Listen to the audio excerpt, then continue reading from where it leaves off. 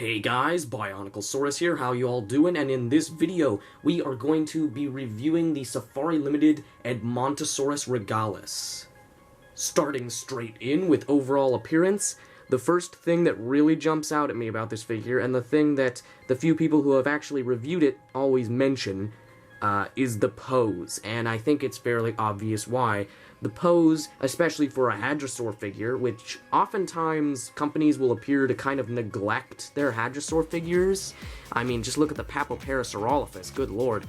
But Safari Limited clearly hasn't. I mean, this thing is in such a dynamic pose, twisting its body around, its legs, outstretched in all directions, and 1 foot forward, clearly stepping away from something. The tail is curling, not overly curling, not to be inaccurate, but of course we'll get to that in more detail later.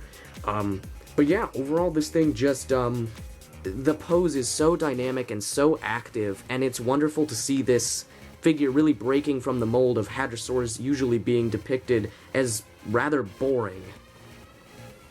The coloration is also nice. Really, all the elements of this figure's overall look is nice, and overall, in many ways, this figure is breaking from the typical hadrosaur mold, and for once, I'm going to have a hadrosaur figure that people aren't just going to look over, or overlook, excuse me, on my shelf. This is a figure that will actually stand out and look cool and look good and be remembered.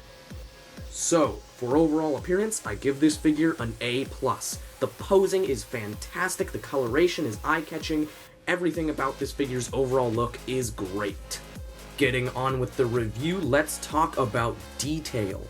And I must say, this figure's detail is actually a little bit subpar, especially by Safari Limited standards. Now, this figure did come out in 2010, and so the skin texturing is kind of average for what they were doing then, but still, other figures of that time from Safari were looking better. So my main complaint with this is they pulled kind of a Carnegie here, kind of like what a lot of people complain about with the Carnegie collection models.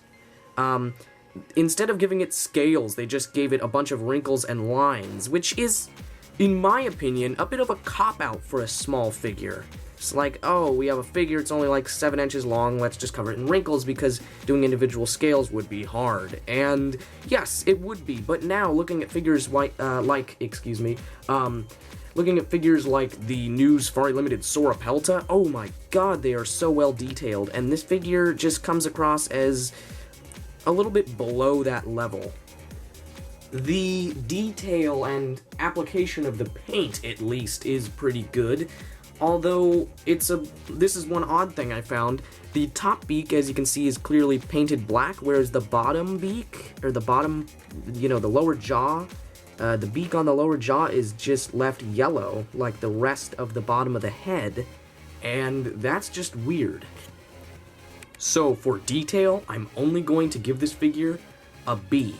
It's not bad. For many companies, many manufacturers, this would be an amazingly detailed figure, but seeing what I know Safari Limited can achieve with skin texturing and paint application and all that kind of stuff, I know they could have done better.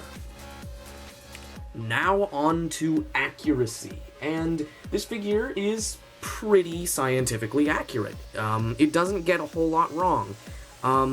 All the proportioning and the shaping of the body and all the elements of the body, it's all pretty much perfect.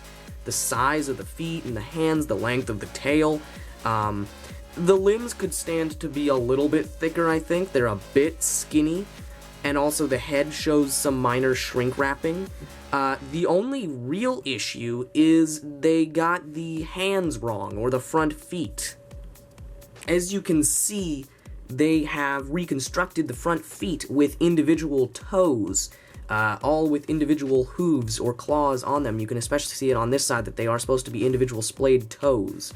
When in reality, we now know that the inner 3 toes, the big toes of the front feet of hadrosaurs, would have actually just been fused together to form a big fleshy column or a fleshy pad for walking. They really wouldn't have looked like toes. The only one that would have actually been separate would have been the little 4th toe up here. And as far as hooves go, I believe we're saying that only the little fourth finger had a hoof right now. Or maybe it was the only one without, I can't remember. I know that not all the toes had hooves, if any of them, and as you can see, all of them are depicted with hooves here.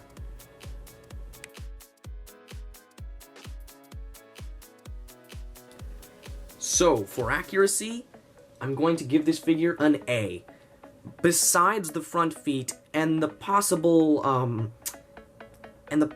of it being a little too skinny, like I said, the head's a little shrink-wrapped, the limbs are a little spindly, especially the front ones, but that's all kind of small nitpicking. The only real issue is the front feet, and that is a pretty minor issue, so I say that this figure is indeed quite scientifically accurate. It gets pretty much everything right, with the exception of just a few small nitpicks. So now, for the overall rating of this figure, the Safari Limited Edmontosaurus regalis, I give this figure an A. This is a very good figure. For the most part, it is accurate, with, like I said, the exception of just a few small issues. The posing is wonderful, the coloration is wonderful to look at, and the detail, while a bit subpar for Safari Limited, considering this figure came out in 2010, and of course looking at, figures by other companies, like looking at what Collecta was doing that year, this is a pretty good figure of pretty high quality. And I don't think it's one you want to pass up. Safari Limited is still producing these. Like I said, 2010, not too old of a figure, shouldn't be too hard to find. I feel that it's been a bit overlooked. It is a great Hadrosaur figure, really breaking from the typical mold of Hadrosaurs looking dull and boring, and personally, I love it. Thanks for watching, and BionicleSaurus signing out.